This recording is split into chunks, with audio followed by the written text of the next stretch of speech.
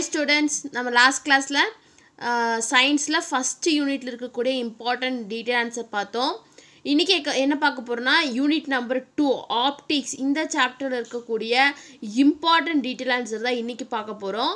So optics எல்லாமே full and full light vision அதை பற்றினதா. So வந்துட்டு ஹியூமன் ஐ, அதோட ஹைப்பர் மெட்ரோஃபியானா என்ன, மெட்ரோஃபியானா என்ன, கான்வெக்ஸ் லென்ஸ்னா என்ன, கான்கேவ் லென்ஸ்னா என்ன, லைட் ஃபுல் அண்ட் ஃபுல் லைட்டோட ரிஃப்ராக்ஷன், அதோட ப்ராப்பர்ட்டிஸ் எல்லாம் பார்க்குறது இந்த chapter.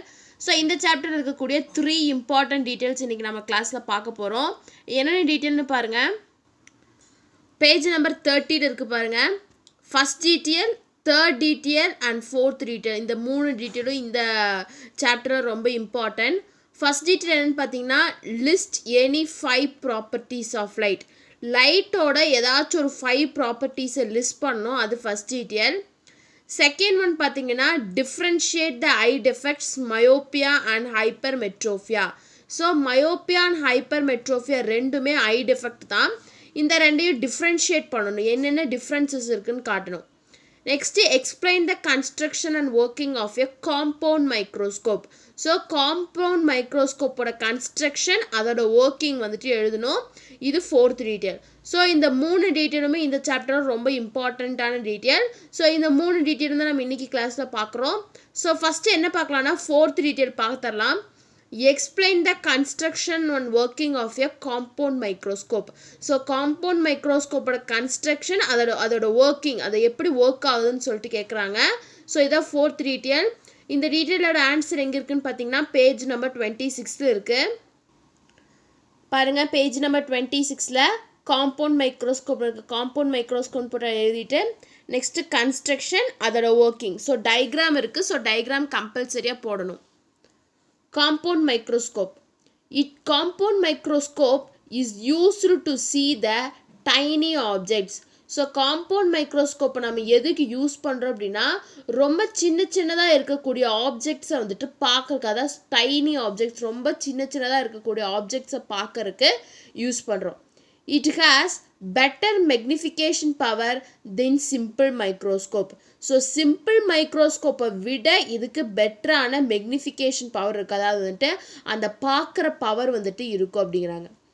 மெக்னிஃபிகேஷன் power of microscopes can be increased by decreasing the focal length of the lens used. So மைக்ரோஸ்கோப்போட மெக்னிஃபிகேஷன் பவரை எப்படி இன்க்ரீஸ் பண்ணான்னா அந்த மைக்ரோஸ்கோப்பில் யூஸ் பண்ணக்கூடிய லென்ஸோட ஃபோக்கல் லென்த்தை டிக்ரீஸ் பண்ண அந்த மைக்ரோஸ்கோப்போட மெக்னிஃபிகேஷன் பவரை வந்துட்டு இன்க்ரீஸ் பண்ணலாம்.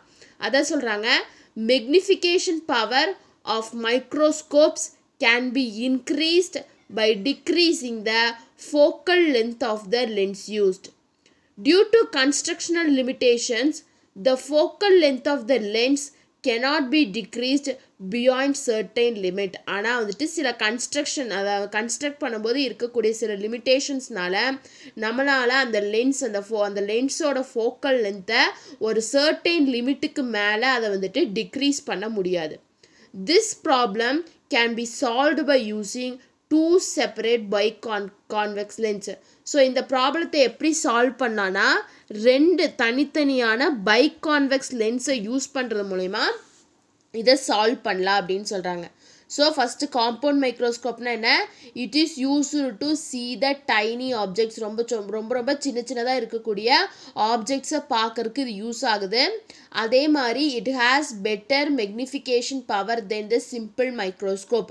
ஸோ சிம்பிள் மைக்ரோஸ்கோப்பை விட இதுக்கு மெக்னிஃபிகேஷன் பவர் வந்துட்டு நல்லா பெட்டராக இருக்குது. ஸோ அதாவது வந்துட்டு ஒரு மைக்ரோஸ்கோப்போட மெக்னிஃபிகேஷன் பவரை வந்துட்டு எப்படி இன்க்ரீஸ் பண்ணலான்னா அந்த மைக்ரோஸ்கோப்பில் யூஸ் பண்ணக்கூடிய லென்ஸோட ஃபோக்கல் லென்த்தை டிக்ரீஸ் பண்ணுறது மூலிமா மைக்ரோஸ்கோப்போட மெக்னிஃபிகேஷன் பவரை இன்க்ரீஸ் பண்ணலாம்.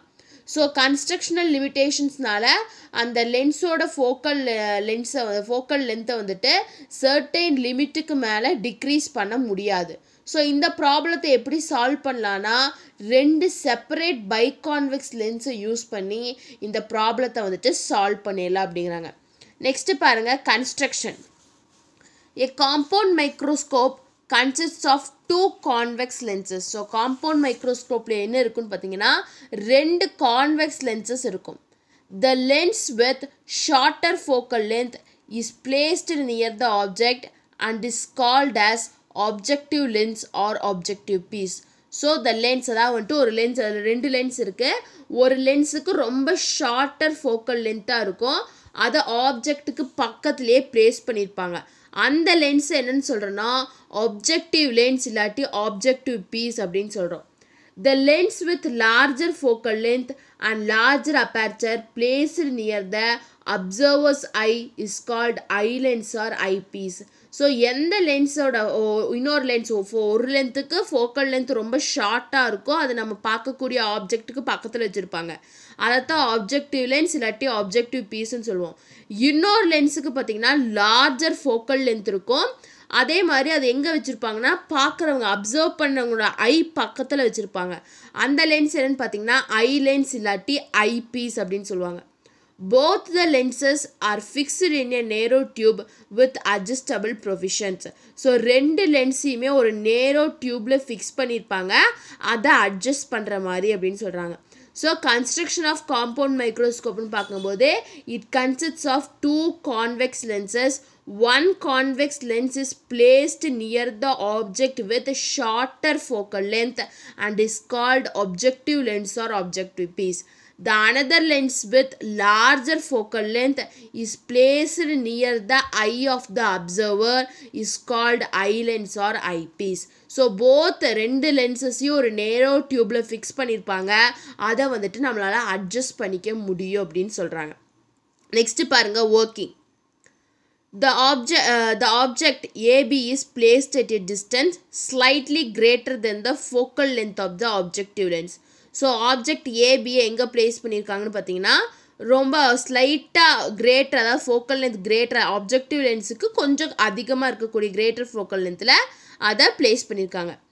A real inverted and magnified image is formed at the other side of the objective lens. So அந்த இமேஜ் ஸோ நம்ம ப்ளேஸ் பண்ணியிருக்கலாம் ஆப்ஜெக்ட் அது என்ன பார்க்குறோமோ அந்த இமேஜோட ரியல் இமேஜும் இன்வெர்டட் இமேஜும் மெக்னிஃபைடு இமேஜும் எங்கே ஃபார்ம் ஆகுதுன்னா அதர் சைடு அந்த அப்ஜெக்டிவ் லென்ஸோட இன்னொரு சைடில் ஃபார்ம் ஆகும்.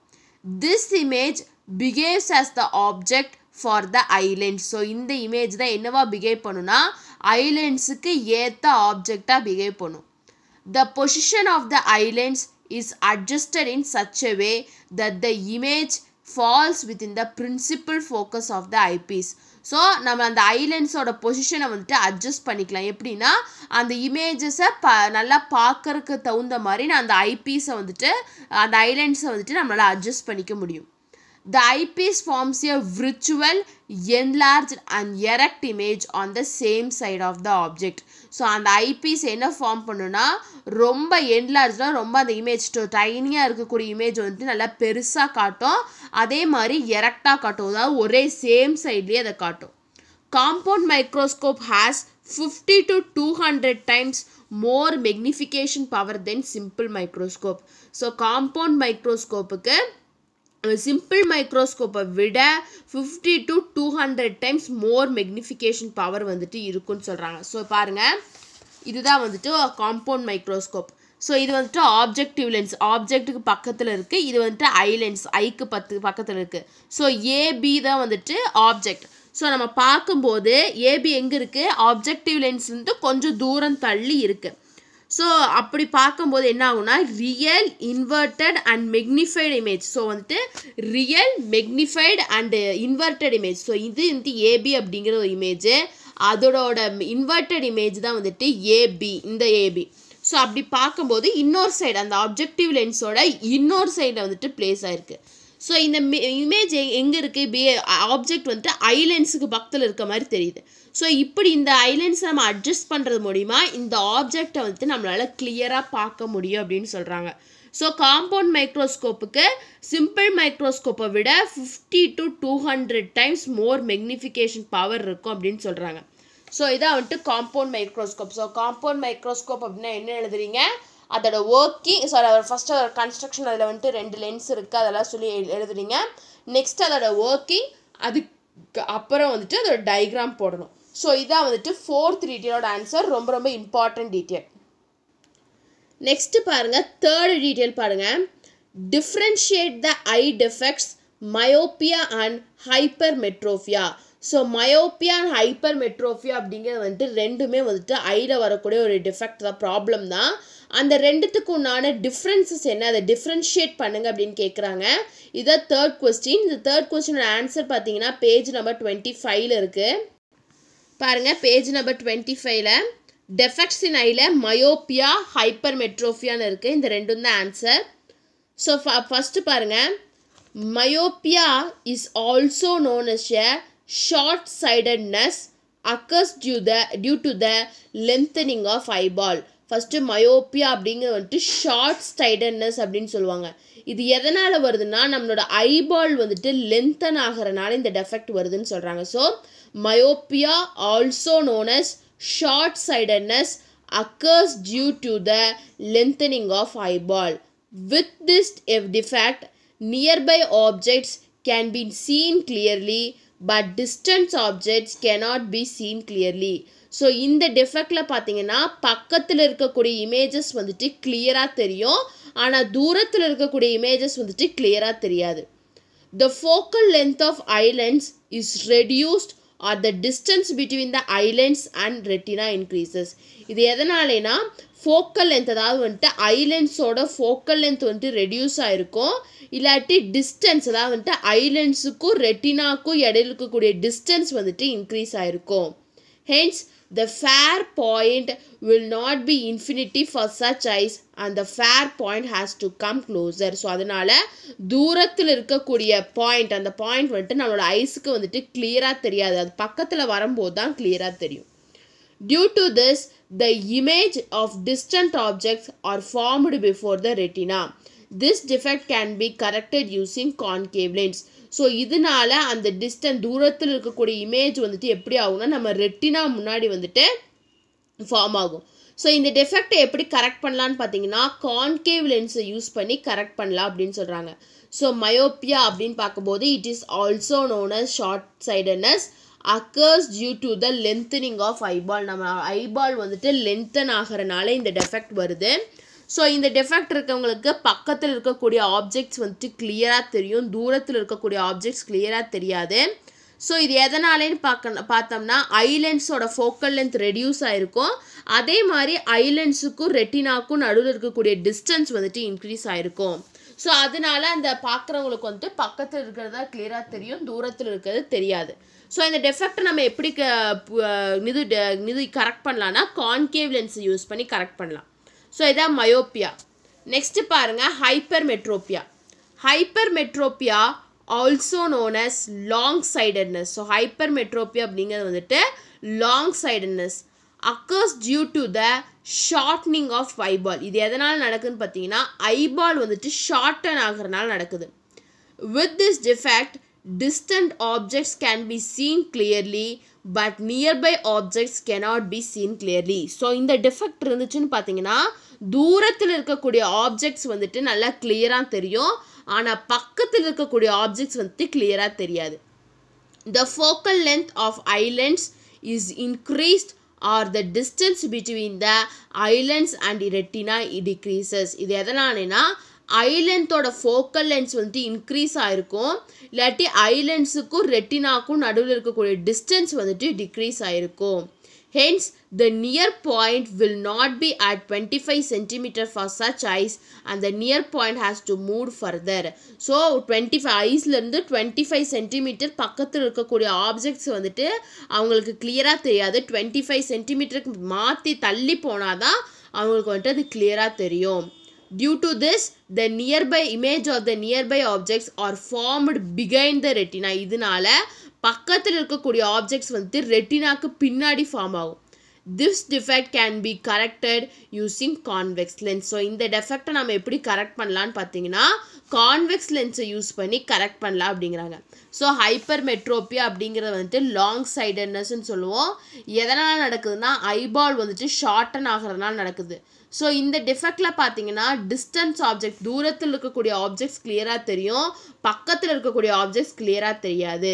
எதனாலனா ஐலண்ட்ஸோட ஃபோக்கல் லென்த் இன்க்ரீஸ் ஆகிருக்கும், இல்லாட்டி ஐலண்ட்ஸுக்கும் ரெட்டினாக்கும் நடுவில் இருக்கக்கூடிய டிஸ்டன்ஸ் வந்துட்டு டிக்ரீஸ் ஆகும். ஸோ அதனால தான் இந்த மாதிரி தெரியுது. ஸோ இந்த டிஃபெக்டை எப்படி நம்ம கரெக்ட் பண்ணலான்னு பார்த்தீங்கன்னா கான்வெக்ஸ் லென்ஸை யூஸ் பண்ணி கரெக்ட் பண்ணலாம் அப்படின்னு சொல்கிறாங்க. ஸோ இதான் வந்துட்டு மயோப்பியா அண்ட் ஹைப்பர் மெட்ரோப்பியாவுக்கு இருக்கக்கூடிய டிஸ்டன்ஸ். ஸோ ஒவ்வொன்றையும் டிஃப்ரென்ஷியேட் பண்ணி காட்டுங்க. இது வந்துட்டு ஷார்ட் சைடட்னஸ், இது லாங் சைடட்னஸ், இங்கே வந்துட்டு ஐபால் வந்துட்டு லென்த்தன் ஆயிருக்கும், அங்கே ஷார்டன் ஆயிருக்குன்னு சொல்லிட்டு டிஃப்ரென்ஷியேட் பண்ணி காட்டுற மாதிரி எழுதிக்கோங்க. ஸோ இதான் வந்துட்டு தேர்ட் டீட்டெயிலோட ஆன்சர். நெக்ஸ்ட்டு ஃபர்ஸ்ட் டீட்டெயில் பாருங்கள். List any 5 properties of light. லைட்டோட ஏதாச்சும் ஒரு 5 ப்ராப்பர்ட்டிஸை எழுதுங்க அப்படின்னு கேட்குறாங்க. இதுதான் ஃபர்ஸ்ட் டீட்டெயில். இந்த டீட்டெயிலோட ஆன்சர் பார்த்தீங்கன்னா 16 and 17 பேஜில் இருக்குது. பாருங்கள், ப்ராப்பர்ட்டிஸ் ஆஃப் லைட்டுன்னு சொல்லிட்டு இருக்கு. டோட்டலாக வந்துட்டு 8 பாயிண்ட்ஸ் இருக்குது. நான் 8 பாயிண்ட்ஸ் சொல்லிடுறேன், ஏதாச்சும் 5 பாயிண்ட் எழுதிக்கோங்க. First one is light is a form of energy. நம்ம எல்லாத்துக்கும் தெரியும் லைட் அப்படிங்கிறது வந்துட்டு எனர்ஜியோட ஒரு form. Light always travels along a straight line. So light வந்துட்டு எப்படி ட்ராவல் பண்ணுன்னா ஸ்ட்ரைட் லைனில் தான் ட்ராவல் பண்ணும். அதான் சொல்கிறாங்க light always travels along a straight line. ஒரு ஸ்ட்ரைட் லைனில் தான் லைட்டு வந்துட்டு ட்ராவல் ஆகும். Light does not need any medium for its propagation. It can even travel through vacuum. So லைட்டுக்கு வந்துட்டு எந்த விதமான ஒரு மீடியமும் தேவையில்லை. அது வந்துட்டு ப்ரொபகேட்டாருக்கு உள்ளே போகிறதுக்கு எந்த விதமான மீடியமும் தேவையில்லை. அதே மாதிரி இட் கேன் ட்ராவல், அது வந்துட்டு வேக்கம் பிளேஸில் கூட ட்ராவல் ஆகும் அப்படின்னு சொல்கிறாங்க. ஸோ தேர்ட் பாயிண்ட் என்ன, light does not need any medium for propagation. It can even travel through the vacuum.